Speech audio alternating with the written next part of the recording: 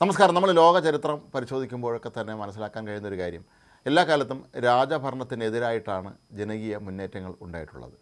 രാജാക്കന്മാരുടെ ഭരണം അവസാനിക്കുകയും അവിടെ ജനാധിപത്യ സംവിധാനങ്ങൾ നിലവിൽ വരികയും ചെയ്തത് തന്നെയാണ് ലോകത്തെ ഒട്ടുമിക്ക രാജ്യങ്ങളിലും നമ്മൾ എക്കാലത്തും കാണുന്നത്. ഇന്നും രാജാക്കന്മാർ ഭരണം നടത്തുന്ന ചില അപൂർവ രാജ്യങ്ങളുണ്ടെങ്കിൽ പോലും അവിടെയും ജനാധിപത്യപരമായി തിരഞ്ഞെടുക്കപ്പെട്ട സർക്കാരുകളുണ്ട് എന്നുള്ളതാണ് മറ്റൊരു പ്രധാനപ്പെട്ട കാര്യം. സ്വീഡൻ പോലുള്ള രാജ്യങ്ങളിലൊക്കെ തന്നെ അവിടെ രാജാവുണ്ട്. ഇപ്പോഴും ബ്രിട്ടനിൽ രാജാവുണ്ട്. പക്ഷേ ആ രാജ്യം ഭരിക്കുന്നത് അത് ഉറപ്പായും അവിടുത്തെ ജനാധിപത്യപരമായി തിരഞ്ഞെടുക്കപ്പെട്ട സർക്കാരുകൾ തന്നെയായിരിക്കും. ഇപ്പോൾ ഇറാനിലെ പ്രക്ഷോഭം അതിശക്തമായ തോതിൽ മുന്നേറുമ്പോൾ അവിടെ നൂറുകണക്കിന് ആളുകൾ വെടിയേറ്റ് മരിക്കുമ്പോഴൊക്കെ തന്നെ വളരെ വിചിത്രമായ ഒരു വലിയ രാഷ്ട്രീയ മാറ്റം അവിടെ സംഭവിക്കുന്നുണ്ട്. ജനങ്ങൾ പഴയ രാജഭരണം ആവശ്യപ്പെട്ടുകൊണ്ടാണ് ഇപ്പോൾ അവിടെ ജനങ്ങൾ തെരുവിലിറങ്ങി വിളിക്കുന്ന മുദ്രാവാക്യങ്ങളിലൊക്കെ തന്നെ പഴയ രാജഭരണം തിരികെ വരണം എന്നാണ് അവരുടെ ഒരു ആവശ്യം. റൈസ പഹ്ലവി എന്ന ഒരു കാലത്ത് വെറും 7ാമത്തെ വയസ്സിൽ രാജ്യത്തിൻ്റെ കിരീടാവകാശിയായി പ്രഖ്യാപിക്കപ്പെട്ട വ്യക്തിയാണ് അദ്ദേഹം.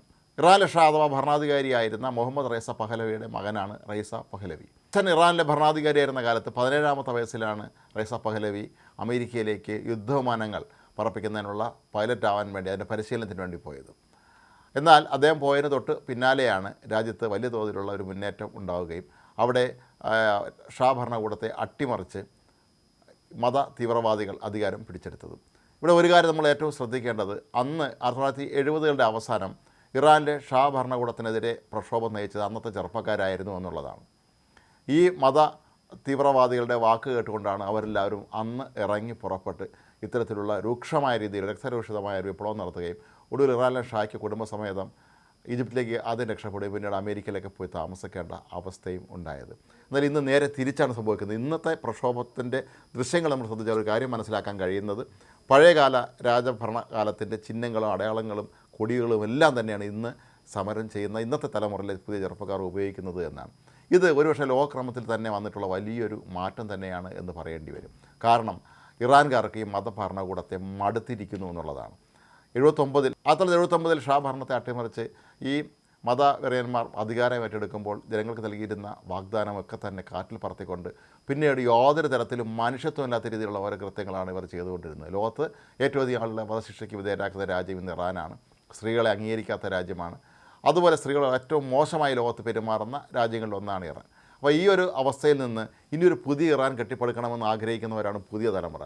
അവർക്ക് ഈ മതഭ്രാന്തന്മാരുടെ വിചിത്രമായ, നമ്മൾ കേട്ടുകൾ പോലാത്ത ഏതോ കാലത്ത് നടപ്പിലാക്കിയിരുന്ന നിയമങ്ങളൊക്കെ തിരികെ കൊണ്ടുവരാനുള്ള ശ്രമങ്ങൾക്കെതിരെ അവൾ പ്രതിഷേധിക്കാൻ തെരുവിലിറങ്ങിയിരിക്കുകയാണ്. എന്തിനേറെ സ്ത്രീകൾ വരെ തെരുവിലിറങ്ങി ഇപ്പോൾ പ്രതിഷേധിച്ചു തുടങ്ങിയിരിക്കുന്നു. ഒരു കാലത്ത് ഇറാനിൽ ഈ മതഭരണകൂടം വന്നതിന് ശേഷം സ്ത്രീകൾക്ക് പുറത്തിറങ്ങി പ്രതിഷേധിക്കാൻ പറ്റാത്തൊരവസ്ഥയായിരുന്നു. അങ്ങനെ പ്രതിഷേധിച്ചവരെയൊക്കെ തന്നെ ഇവർ ഒന്നുകിൽ കൊല്ലുകയോ അതല്ലെങ്കിൽ മാനസിക രോഗ ആശുപത്രികളിൽ എത്തിച്ച് അവിടെ ഇഞ്ചിഞ്ചായവരെ പിന്നീട് കൊല്ലാക്കൊല ചെയ്യുകയോ ചെയ്യുന്നതൊക്കെയായിരുന്നു അവരുടെ രീതി. അതെല്ലാം മാറിക്കുന്ന ഇറാനിലെ ജനങ്ങൾ തെരുവിലാണ്.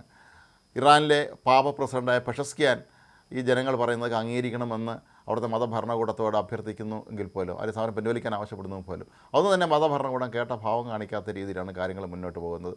ഏതായാലും അമേരിക്കയുടെ ഇടപെടൽ ഏത് നിമിഷം വേണമെങ്കിലും ഉണ്ടാകാം എന്നുള്ള കാര്യം ഉറപ്പാണ്. റൈസ പഹ്ലവി ആകട്ടെ വിദേശ രാജ്യത്തിരുന്നുകൊണ്ട് അമേരിക്കയിലിരുന്നുകൊണ്ട് തന്നെ ഈ സമരത്തിന് എല്ലാവിധ പിന്തുണയും പ്രഖ്യാപിക്കുകയാണ്.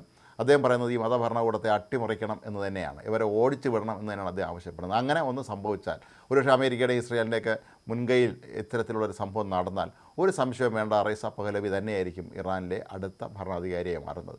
ഒരുപക്ഷെ ഇറാനിൽ വീണ്ടും ഒരു രാജഭരണം വരികയാണോ എന്ന് പലരും സംശയിക്കുന്നുണ്ടെങ്കിൽ പോലും റൈസ പഹ്ലവിയെ മുൻനിർത്തിക്കൊണ്ട് തന്നെ അവിടെ ഒരുപക്ഷെ ഒരു ജനാധിപത്യ രീതിയിലുള്ള ഒരു പുതിയ ഭരണക്രമം ഉണ്ടാക്കാനായിരിക്കും അമേരിക്കയും ഇസ്രായേലും പോലുള്ള രാജ്യങ്ങളൊക്കെ തന്നെ ശ്രമിക്കുക.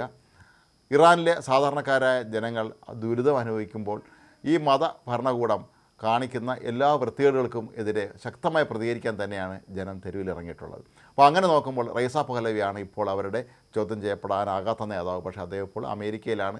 1979 അമേരിക്കയിലേക്ക് പോയ അദ്ദേഹത്തിന് പിന്നെ ഒരിക്കലും മടങ്ങി വരാൻ പറ്റിയിട്ടില്ല. പതിറ്റാണ്ടുകളായി വിദേശത്ത് താമസിച്ചുകൊണ്ട് നല്ലൊരു പുതിയൊരു ഇറാൻ സ്വപ്നം കാണുന്ന വ്യക്തി ആണ് അദ്ദേഹം. ഏതായാലും ഇറാനിലെ കിരീടാവകാശി ഒരു ദിവസം മടങ്ങി എത്തുക തന്നെ ചെയ്യുമെന്നും തങ്ങളുടെ രാജ്യത്തിൻ്റെ സാരഥ്യം ഏറ്റെടുക്കുകയും ചെയ്യുമെന്ന് തന്നെയാണ് ഇപ്പോൾ പ്രക്ഷോഭകരും അവർക്ക് പിന്തുണ നൽകുന്നവരും എല്ലാവരും ഒന്നിച്ച് പ്രതീക്ഷയോടുകൂടി ഉറ്റുനോക്കുന്നത്.